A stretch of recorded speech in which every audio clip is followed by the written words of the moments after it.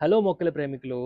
మామూలుగా మొక్కలకి నీళ్లు వేయడం ఎంత ఇంపార్టెంటో, ఏ టైంలో వేస్తున్నాం అనేది కూడా చాలా ఇంపార్టెంట్. ఇప్పుడు వింటర్ వచ్చింది. మనకెలా అయితే వెచ్చదనం కావాలో, మొక్కలకి కూడా అంత చలి పడదు అండ్ వెచ్చదనం కావాలి. కాబట్టి ఎర్లీ ఇన్ ద మార్నింగ్ అంటే సమ్మర్స్‌లో చూడండి 5:30కే సన్ వచ్చేస్తుంది అండ్ అప్పుడు మనం మొక్కలకి నీళ్లు వేసేస్తాం. కానీ వింటర్స్‌లో అలా కాదు. కొంచెం 7, 8 అవ్వనియండి. ఇంకా వేలుంటే ఇంటి దగ్గర ఉండేవాళ్ళైతే 10కి, 11కి వేసినా పర్లేదు.